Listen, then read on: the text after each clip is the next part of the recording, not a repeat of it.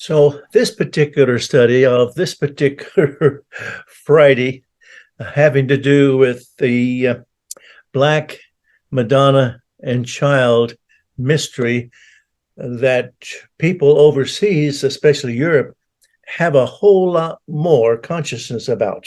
Whereas whenever I was doing some teaching over there, I heard a lot about the fact that there were a lot of paintings and statues that indicated a very, very dark skinned Madonna and Child.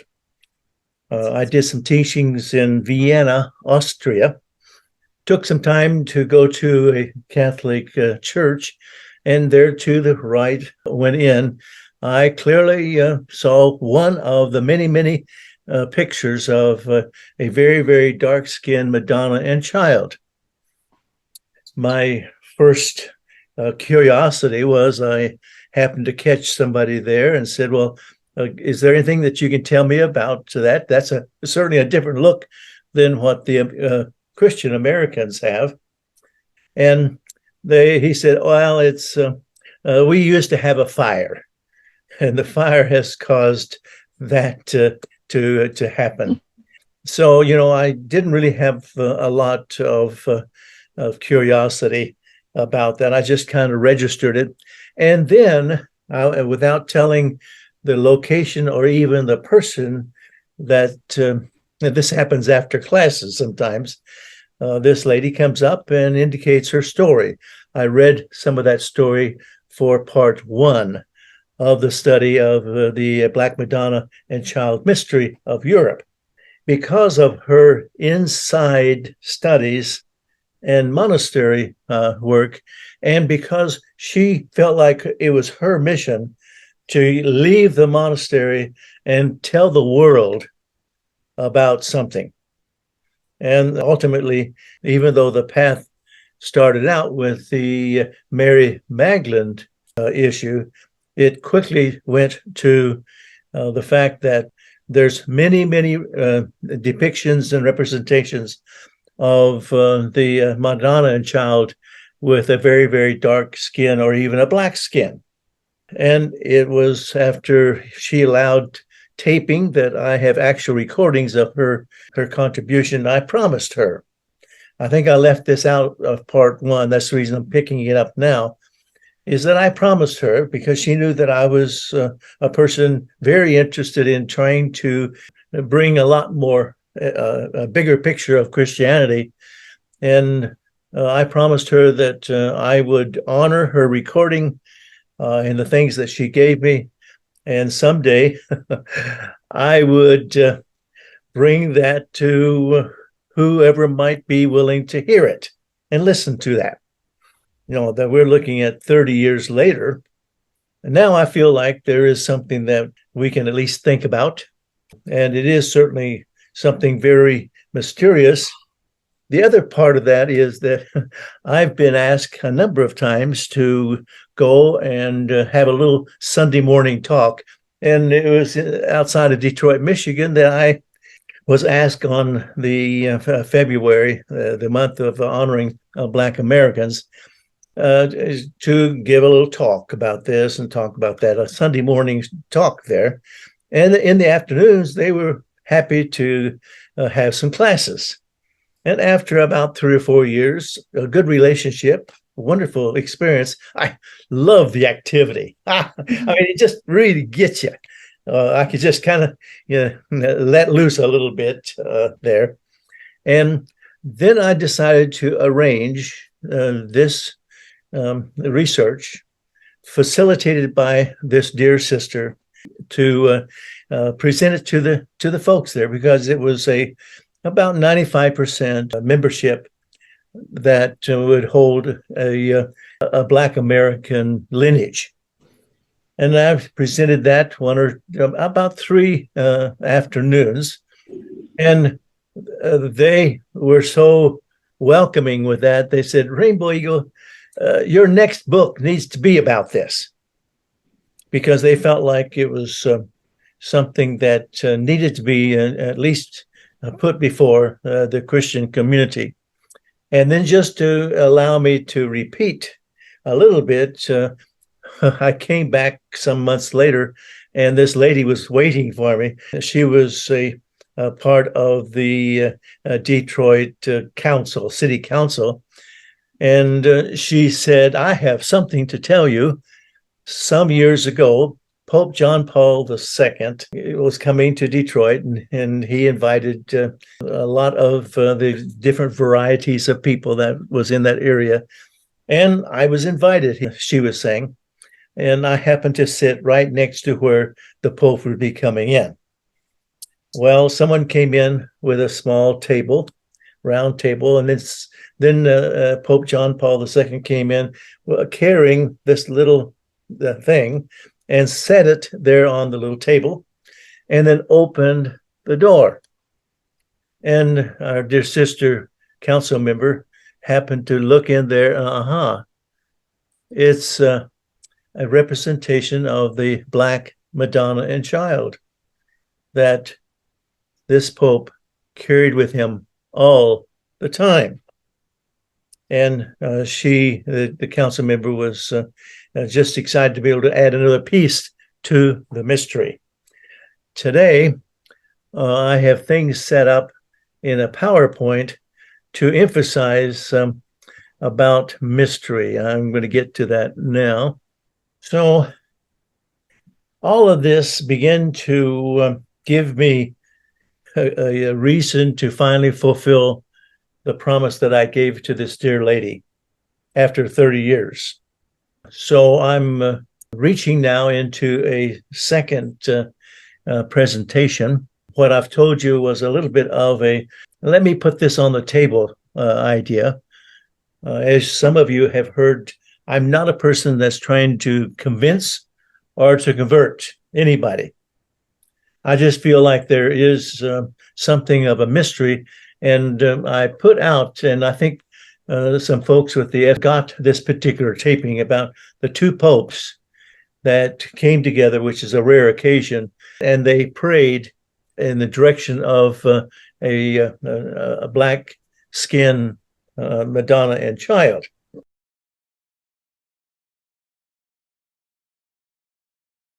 NBC's Claudio Lavonga is in Vatican City. Claudio, what do we know about what happened at that meeting this morning? And can you explain to the viewers who don't know why this is so rare? Well, Alex, as far as meetings go, it doesn't get more historic than this one. As soon as we saw the two popes together, we knew that this was a one of a kind. They were both dressed in white, of course, the only difference being with Pope Francis was wearing a little sash and a little cape there. Pope Benedict XVI, the emeritus, of course, walked to the helipad in his walking cane, looking very frail, waiting for the Pope Francis to arrive in his white helicopter, and they embraced in a long embrace. That was one of the first moving moments of this historic meeting, because after that they went into the summer residence, went to into the private chapel to pray together, and Pope Benedict XVI offered to Pope Francis the stool that is reserved for popes to pray in front of the altar. And Pope Francis said, "No, we are brothers, and we are going to pray together." And so they did. They kneeled together on the same stool, in a very symbolic moment, of course. So then they went into the library, and Pope Francis gave Pope Benedict XVI a small icon of Our Lady of Humility, and he said, "Well, the first person I thought of when I saw this icon was you." Well, of course, again, expressing and extending his gratitude for the 8 years of his papacy. And they went on into a very informal lunch, and then he flew back to the Vatican with the same helicopter.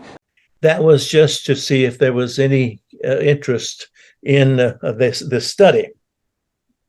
So the first part was at least opening up the phenomenon that is very well available to look at overseas, and yet I think in some ways it's beginning to make its way across the water. Looking here for Sky, Sky was indicating that she had some awareness of some people that she was helping with and serving with that population, and when she made some home visits, there was the picture of a Black Madonna and Child. Okay, so here's where we're going to get started with part two. I suppose it's there's a feeling inside of me that we are really dealing with what we think about this and what we think about that, and the racial issues, and how that is surfacing big time in recent weeks, in fact. And so I'm feeling like it is appropriate that I share these things with you. I have put some slides here just to give you some emphasis that what I'm talking about, part two, is a real phenomenon. And we have looked at some previous videos regarding that. Sky, are you there? Yes. Okay, you'll recognize this one. Okay. Sky, you want to tell the story a little bit about how that this idea that comes from a Native American spirituality, how it began to be kind of useful to your grandchildren, just for the heck of it? Oh, yeah. Well, first, it was very useful to me, the idea of the mystery bag, because I had quite a few mysteries in my life and family mysteries that kind of often drove me crazy. And the idea then of, well, just put that in your mystery bag, really like relieved the pressure of carrying that around all those mysteries. And often I'll learn something and I'll go, oh, that answers that mystery in my mystery bag, and can kind of take that one out. So I've taught that to, of course, my son and my grandchildren. And we often will say, well, put that in your mystery bag. And they kind of follow that. And I think it helps to know that there are just some things you can't figure out right now. And it takes a clue from the Native American philosophy that the elders were certainly available, but they weren't sometimes willing to give some kind of explanation for things. So it was one way that they kind of danced or wiggled out of things. But the main root was that everything that takes place has a potential nurturing, helpful aspect to life. And you may not know how that fits until you take it out of the mystery bag, maybe some years later when you begin to get the beautiful wrinkles and the lovely gray hair. Not Sky, but that. So yeah. She had me tape this for her children. So in Native perspective, each one of us have an elder inside as well as a child. And we grow up with those two phenomenons. So this first slide is what I taped for Sky's grandchildren. So let's get to that. Mm-hmm.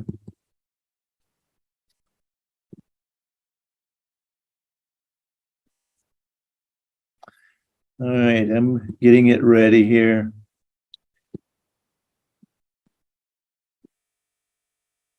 That's Mr. Rainbow Eagle there.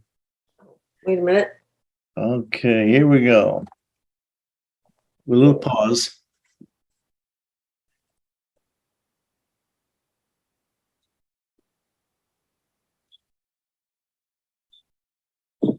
Well, hello. You might guess that I am Native American. I have a nice shirt of some of the things that I talk about.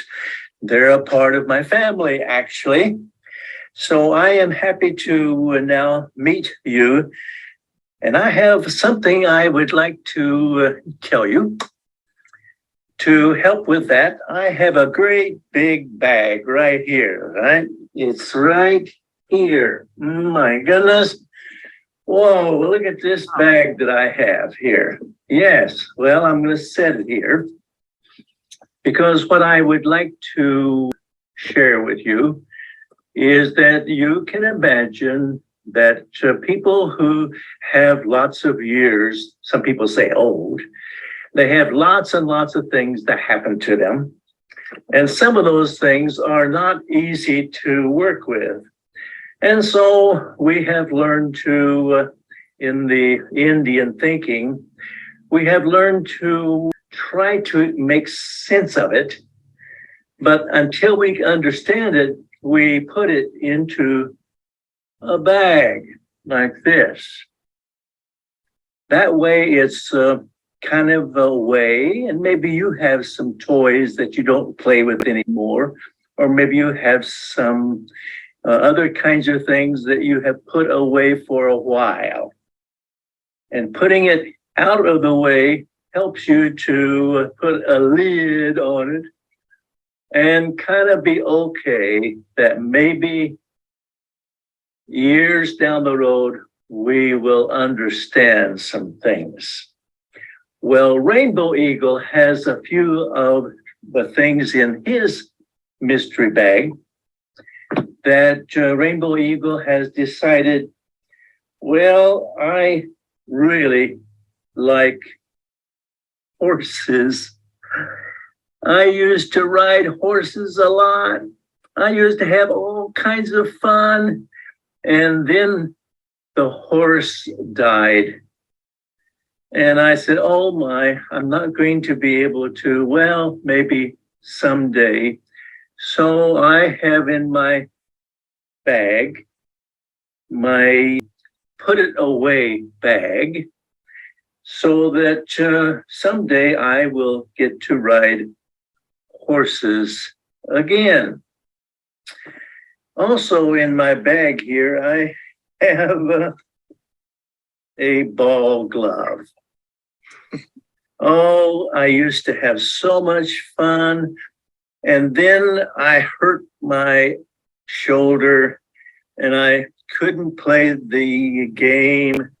And I decided I'm going to put this in my put it away bag. That maybe later on I will get over the pain and I will play catch again with somebody. Yes, it kind of helps to have something to put things away for a while. And then as we get older and older, we might understand more than we can understand now. I have one more thing in my put it away bag. I'll put the bag here on the floor. And I have one of my nice cups that has all kinds of things on it. And I have decided to put it in my put it away bag because it has some memories that's inside this cup. And I want to not have it around, so I put it away for a while. But on here, there is something like, oh, I see that they are looking at something. Yes, it's kind of a bag. And they kind of see something that is kind of glowing that's coming out of the bag. That maybe things will be understood later. So you put it away and then come back to it sometime and open the bag, and you will be older and you will have a lot more understanding about life. And that which was not okay before will become more okay. That's what I wanted to share with you. Bye-bye. Hope to have something else to share with you sometime. See you. Bye-bye. And then this is a little bit more for the adult. The elders are all different with different gifts. And in community, there's different tribal systems. So see, as I give a a room for some discussion, there is a way of being able to see if it fits or not. It's really okay if things don't fit in our discussion, because our elders would say that we learn from all experiences, that we really don't make mistakes. And there's just something for us to learn from those actions and those experiences, that maybe even later on, if you can't figure that out, you put it into a mystery bag. And then as you grow with more experiences, then you have a chance to reach into there and figure out the lesson or not. So it doesn't become baggage. It's merely a place to put it while you're trying to put your life together. So here we are with a season of being able to look into and deeper into various kinds of ideas. We call it spirituality. For the native person, it's a way of life. It's not sorted out into pieces as it is just the way you are in life itself.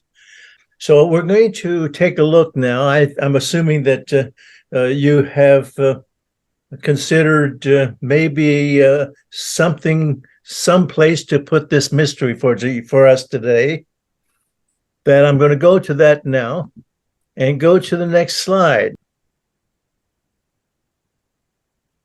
As some of you know, people will try to work out their religious experiences, and they're kind of called recovering Catholics in a fairly, reflective way.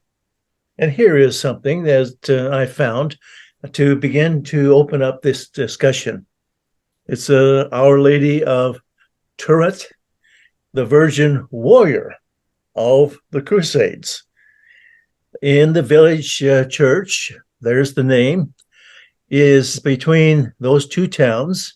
And there's something of a 17th century replacement of something older of the 13th century original.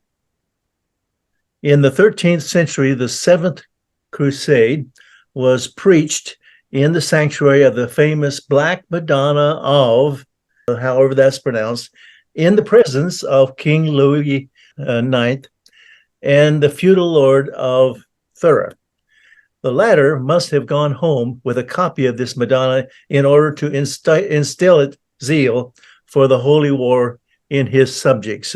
All we know is that since that time, a Black virgin who looks just like the one that presently resides behind the main altar of the play is honored in this town under the titles of Virgin of the Crusades, or, interesting, Virgin Warrior.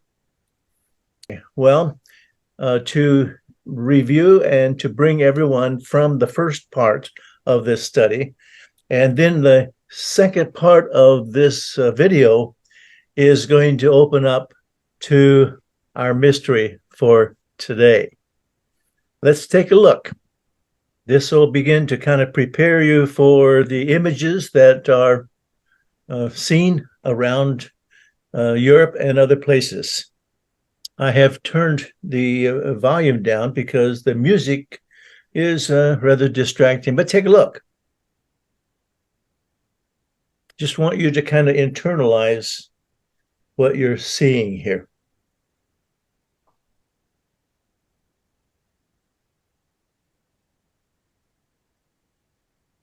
So there's an attempt to have some paintings and some drawings, but it still indicates that it's certainly a very dark skin look of the Madonna and Child.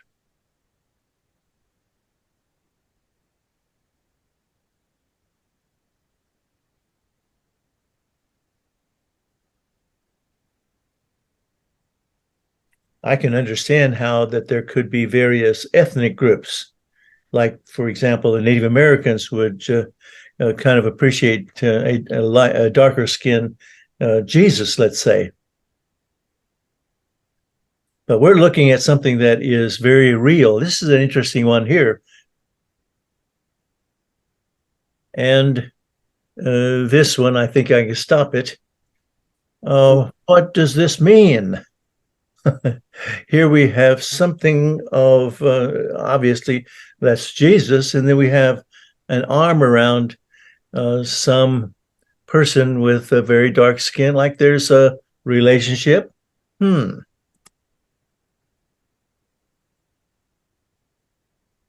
Now, our study for this time is another mystery, in addition to the Black Madonna and child, is a Sarah. Often it's S-A-R-A. And you're beginning to see, yes, there's a number of statues that is there. Okay. Very young looking lady.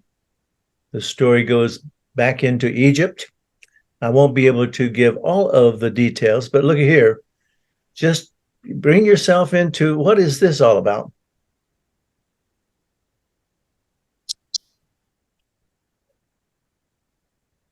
Dark skin, some notoriety, some aspect of the European culture.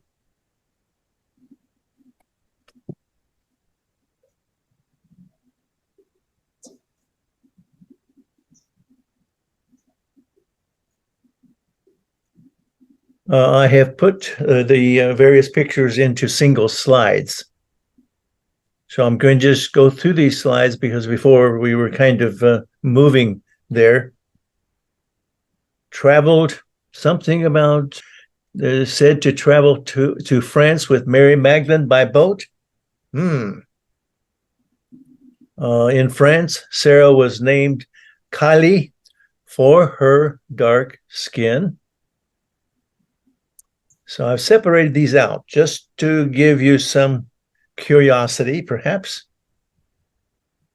Sarah was venerated in southern France, and there's the town, Saint Marie de la Mer, because of the many healings she performed. Some of these images are a little fuzzy. Sarah became known as the Black Madonna. Well, who is this Kylie Sarah? We're going to be finding out today. Here's someone put together this rather cartoonish looking, but honorable. But take a look at what I've got here. And that is the saint of the desperate, the offended, and the helpless. And notice the words that are attributed here. Saint Sarah, Sarah, the black, Sarah, Kali, daughter of Jesus. Third Mary, patron of gypsies. Last week, for 4 days, we had a very, very neat visit with Australian folks, husband and wife, and I Zoomed with them, and we had a relationship technically, and then we had a chance to sit with them and have them in our home. And I learned something about the Australian kinds of things that someday I hope to be able to Zoom with some of the Aborigines, but his wife was of the heritage of a gypsy. And she helped us to understand that their word for them is Romani. That's the reason why I put that word in there, because you'll see some of that in research. So that is more of an honorable way of speaking of the gypsies.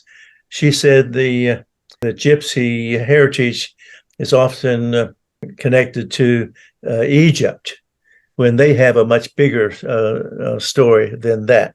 But there you have our study for today. What is this all about when you hear something about a daughter of Jesus. So here's some education. Enigmatic and unofficial, Saint Sarah is many things to millions of people. To Christian theologians, she is Black Sarah, an Egyptian handmaiden to Mary Magdalene, and other Christians fleeing to France after Jesus' death. Fans of Dan Brown's Da Vinci Code believe she was the secret daughter of Jesus, hidden from the patriarchy for her safety. For religious historians, this Black Madonna is a modern manifestation of the Hindu goddess, Kali, a fierce warrior of creation and destruction. Yet to the Roma or Romani, they see her, she is Sarah la Kali. Much of the world will recognize Roma by the derogatory slur gypsies, a word that conjures up scenes of willfully eternal nomads, bewitching fortune tellers, and caravans that disappear with stolen goods. Since leaving their war-torn home in India in the 11th century, the Rama were unwelcome migrants wherever they went. Over the next 1,000 years of violent persecution, their patron Saint Sarah has provided hope and identity to the more than 12 million members of the Roma diaspora across the globe. Interesting picture. And something about displaced people.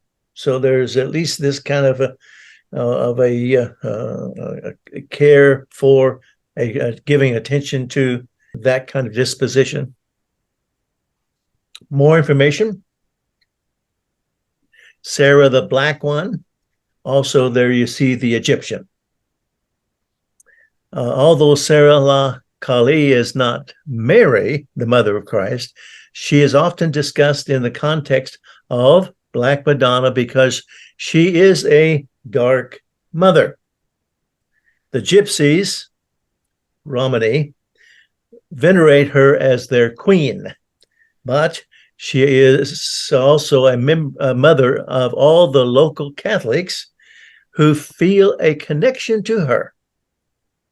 Her devotees fall on their knees before her, part her many robes, and dive in headfirst under her skirts, resting their devout heads on her feet. Thus they pray, and when they are done, they carefully and lovingly put each veil back in its place. Then the next person comes, parts the curtain, and plunges in. So we're going to add a little at a time of what we may not be able to fully understand this, but I think it's worthwhile to consider that there is what we would call European divine images. She is known as Saint Sarah, is one of the patronesses of Christianity, and identified as the Savar servant of one of the three Marys. Notice that there is the servant, but there's also probably a servant of Mary of Nazareth or Magdalene. Sarah is the daughter of Jesus Christ and Mary Magdalene, which makes her a divine human and primeval. So we have this mystery. Every May, it's the last part of May, the mysterious Sarah la Kali is the subject of the largest annual, there's your word, Romani Gypsy pilgrimage.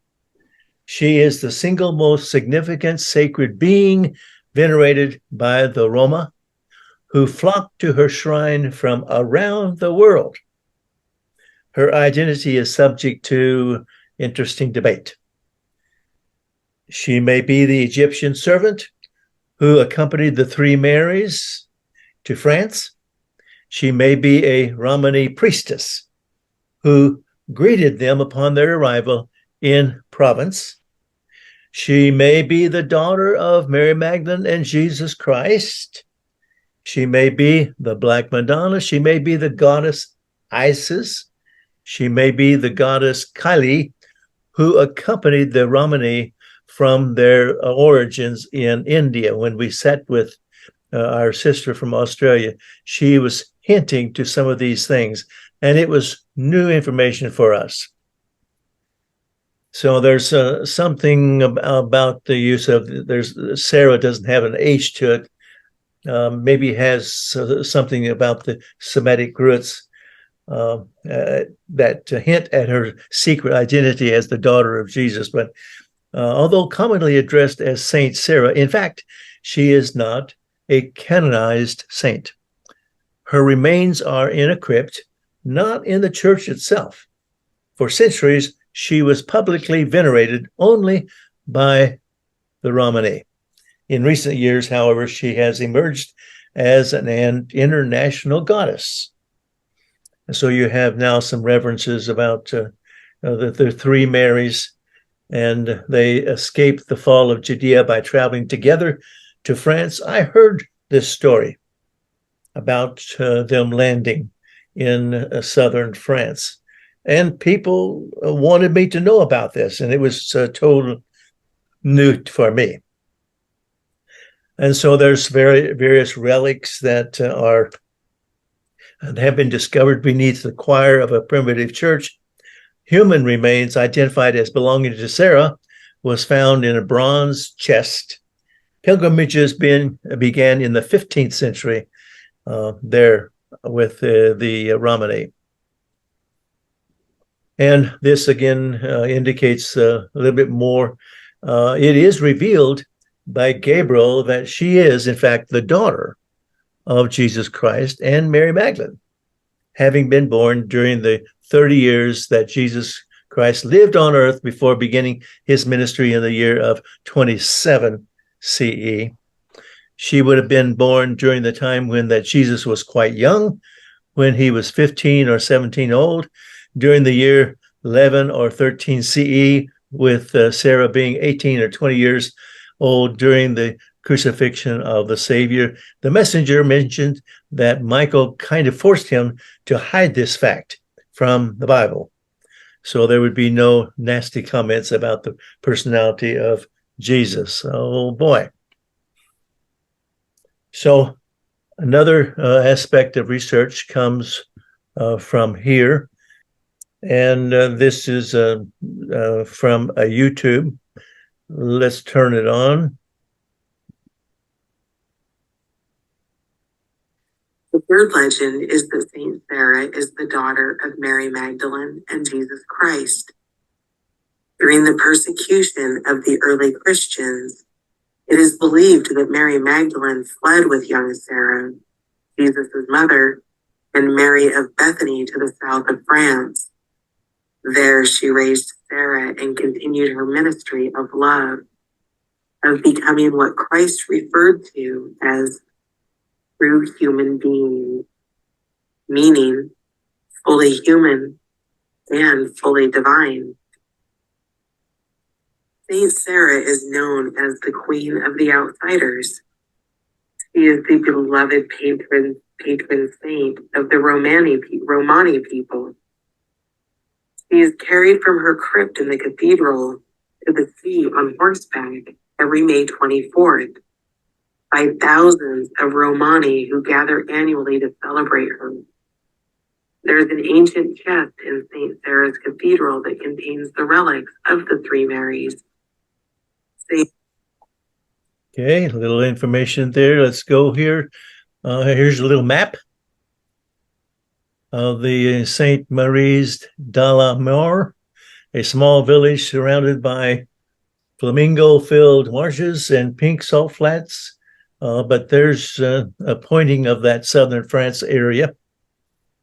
All right, just to give you a little bit of perspective of where this tradition basically began. Sarah is a blending of different traditions, the Kali and Black Madonnas, says this professor. And then he says, it seems like everybody is finding in her what they need. Now, you heard something about the crypt in France's Carmar, whatever that, to galleries and theaters across Europe. Here's how to follow the path of Rama and to find Sarah La Kali. So I have just a simple picture. We're about finished with this mystery. That there you are, May the 24th. There is obviously a real important event that happens every year. And supposedly there are relics that are in this crypt. Okay. Visitors to St. Sarah's crypt in Santi Marie del Mar raise lit candles inside the church to honor her on May, now the 24th. Okay. That's the 2005 thing. So just as a reminder, some things are beginning to kind of surface about the kinds of things that was probably uncomfortable is the veneration of a female, certainly a different skin color that is very prominent in Europe and other places, and certainly in Christian minds that you find there. So that's kind of the study. I wanted to have now a time to just talk.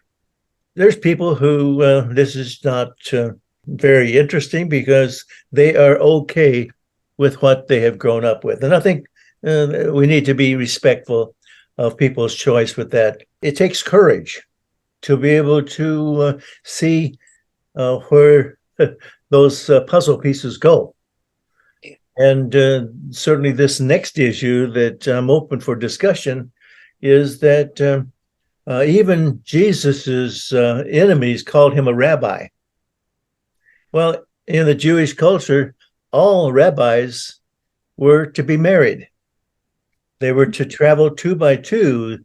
The rabbi was to teach the guys, and then his wife was to kind of connect with the wife and daughters of the family. So the other, I kind of call it can of worms, I hope I can keep it all together, is the suggestion that Jesus was a father of a child and maybe even more, as some traditions are beginning to surface about that. Oh, for the church, it was very important to emphasize a loyalty to God, a loyalty to the church. And if you had a split loyalties there, they began to give attention to that in the 5th century, that up until, hundreds of years, the church people, the ministers had a wife. And then they began to take actions that the children of the clergy would now become properties of the church. And then whenever the children would pass on, then the property, land and other things, became the church's. So little by little, there was a manner of being able to add to the wealth of the church, so that a lot of these wonderful, I've been in them, cathedrals to be built. And then finally, 500 years later, in 1050, then the Catholic Church split into 2 parts. One was they felt like they could be able to minister even with a wife, and then that was the Orthodox, and then the Roman Catholic insisted that you are to have no wife. Okay, so all of that was very sticky issues, and to even suggest that Jesus might have had children would certainly be out of pocket for 1,000 years. so that certain theologies could be well grounded, let's say. Okay, now there's a little bit of quick. Well, anybody else? Let's talk a little bit. Try not to take too much of your time. Well, Rainbow Eagle, I think you should bring this into a bigger classroom. I can't imagine how many people would feel empowered to know this story. I think so. Certainly, it means being able to deal with what has been the real history and then move on, but not leaving out what was the real. I do the same thing with chapter 7 of the Ancient Roots of Christianity. What would be likely the real teachings?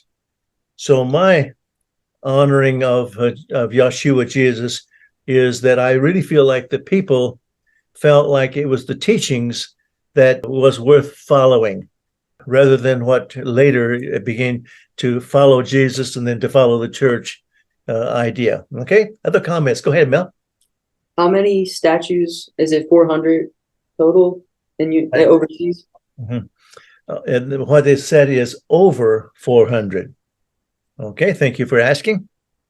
Anybody else? Let's kind of throw in to see how this is. Certainly, we are in a time when this kind of discussion is really not welcome. I think it's really interesting how many countries throughout the world where this is normal. This is just the way it is, of course. And yet in our country, the United States, is where we didn't even know about it. You know, it was wiped out, as so much history is wiped out. Well, and we could get all emotional about the why, when I'd rather say it was meant to happen.